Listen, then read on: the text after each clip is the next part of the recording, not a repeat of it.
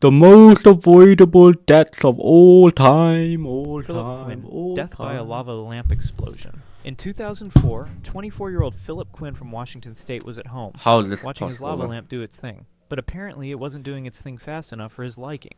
Instead of waiting patiently, Quinn had an idea that no scientist would ever approve of. He put the lava lamp directly on the stove to speed up the process. Why? Physics had other plans. As the liquid inside overheated, the pressure built up until the lamp violently exploded.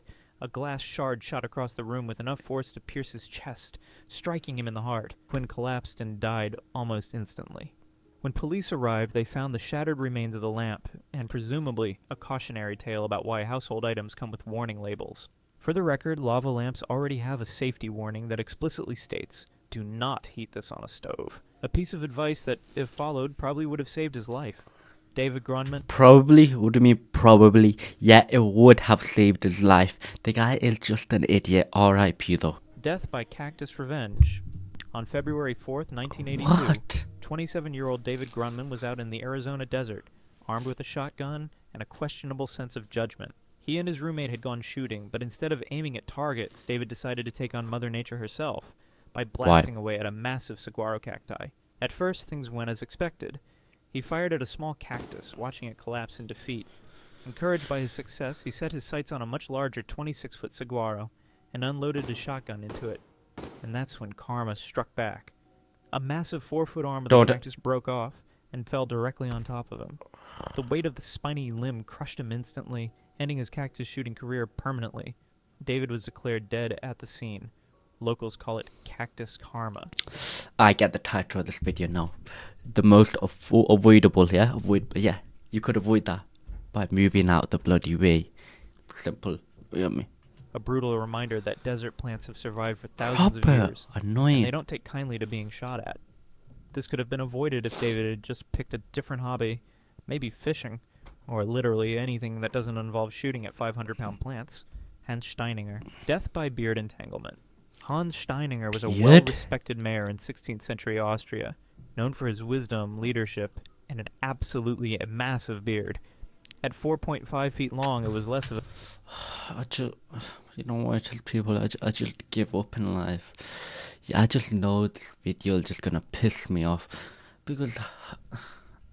How are you getting killed by your own beard, man? This is the first time I'm hearing this. A facial feature and more of an accessory, one that he usually rolled up and tucked into his pocket like a Renaissance-era fashion statement. But one day, during a sudden fire in town, Steininger forgot to tuck in his beard before running to help. And he tripped. As he hurried down a flight of stairs, he stepped on it, tripped, and fell head first, breaking his neck.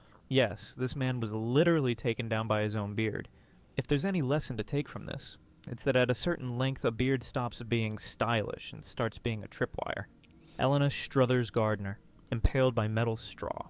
Reusable straws are supposed to save the environment, but this one didn't even save a single person. In November 2019, in Broadstone, England, 60-year-old Lena Struthers Gardner, a retired jockey with mobility issues, was at home sipping from a mason jar with a built-in stainless steel straw. Okay. But as she walked through the kitchen, she suddenly lost her footing and fell. The metal straw, held firmly in place by the lid, did not budge. Instead, it impaled her left eye, driving straight into her brain. Her wife, Mandy, rushed in after hearing the sound of her collapse, only to find Lena making strange, gurgling noises. Emergency responders rushed her to the hospital, but the injury was too severe, and she passed away the next day. Doctors later noted that if the straw hadn't been held rigidly in place by the lid, it might have moved or bent upon impact. But because it was locked in, it turned into a miniature javelin waiting for an unfortunate victim. Honestly, this tragedy sparked safety discussions around metal straws, because as it turns out, sharp, movable metal spikes near your face can in fact be dangerous. Who could have seen that coming? Jennifer Strange. Overdosing on water. On January 12, 2007, 28-year-old Jennifer Strange from Sacramento, California, set out to win a Nintendo Wii for her kids. The contest, called Hold Your Wii for a Wii, was simple. Drink as much water... What a stupid challenge. Hold your Wii for a Wii. ...as possible without urinating. Contestants kept chugging water, with the last person standing winning the console. At first, Jennifer laughed along with the hosts, but as she kept drinking, she started to feel lightheaded and nauseous. Eventually, she left, telling coworkers she had a terrible headache and was going home.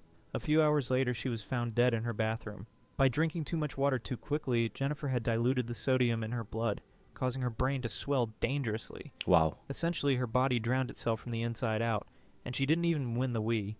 After her death, her family sued the radio station, which had ignored warnings from medical professionals about the risks of excessive water consumption. The case ended with a $16 million settlement, but tragically, no amount of money could undo such an unnecessary and preventable death. Water is great, just don't drink it like it's a competition. I mean, Jimmy Heselden, they got death paid by though. Segway cliff dive. In 2010, British millionaire Jimmy Heselden, the owner of the Segway company, Oh no, a set out to millionaire test a died. new Oh all-terrain no. version of his product on his private estate. With plenty of open land to explore, it seemed like the perfect place for a smooth ride, except for one poorly placed cliff.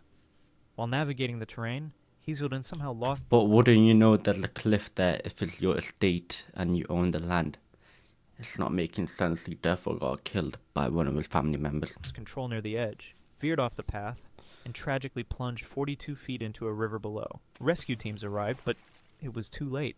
The man who owned the Segway company had been defeated by the very thing he sold. This death could have been avoided by not testing a self-balancing scooter near the edge of a literal I know. cliff, or maybe by installing guardrails, or just walking. And you got the money Dr. Jacqueline to do it. Katarik, suffocation in chimney. In August 2010, Dr. Jacqueline Katarik, a 49-year-old physician from California, made a decision that can only be described as bold, ill-advised, and tragically final. She was in a turbulent relationship with a man named William Moody. One evening after an argument, Moody refused to see her, so she took matters into her own hands. First, she tried to break into his house with a shovel, which, unsurprisingly, didn't work. Then, instead of calling it a night and reconsidering her approach, she climbed onto the roof, removed the chimney cover, and decided to enter Santa style. What I want to know is, how does she even get all the way up to the chimney? How? Only one problem. Chimneys aren't designed for human travel. She slid in feet first, expecting to land safely inside. But she got stuck.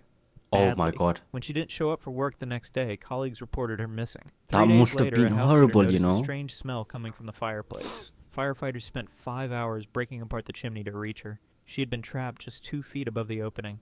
The autopsy revealed that she had suffocated due to the extreme pressure on her chest, which made it impossible for her lungs to expand. Moody later expressed deep sadness over the tragic accident, calling it a horrendously bad decision that cost her life. This entire situation could have been avoided by simply walking away, or at the very least, choosing a break-in method that didn't involve entering a narrow stone tunnel. Vladimir Likonos. Death by exploding chewing gum. In December... People, do I have the right to be annoyed? Yes, I do have the right to be annoyed. What do you mean? December 2009, 25-year-old Vladimir Likonos, a chemistry student from Ukraine, was doing what a lot of students do, chewing gum while studying. But unlike most people, he had a habit of dipping his gum in citric acid to make it extra sour. On this particular day, Vladimir grabbed a small white powder from his desk, Oh, you're an idiot. dipped his gum, popped it in his mouth, and started chewing. Only it wasn't citric acid. It was a highly explosive chemical compound he had been working with in his lab. Within seconds, the gum detonated inside his mouth. The blast was so powerful that it blew off his jaw and lower face, killing him instantly. His parents, hearing the explosion, rushed in, only to find an unspeakable scene. When police investigated, they found 2 identical containers, one with citric acid, the other with a volatile explosive powder. In a tragic mix-up, he had grabbed the wrong one. This accident could have been avoided by labeling things Look, at the end of the day, you know who I blame? I don't blame the way they died.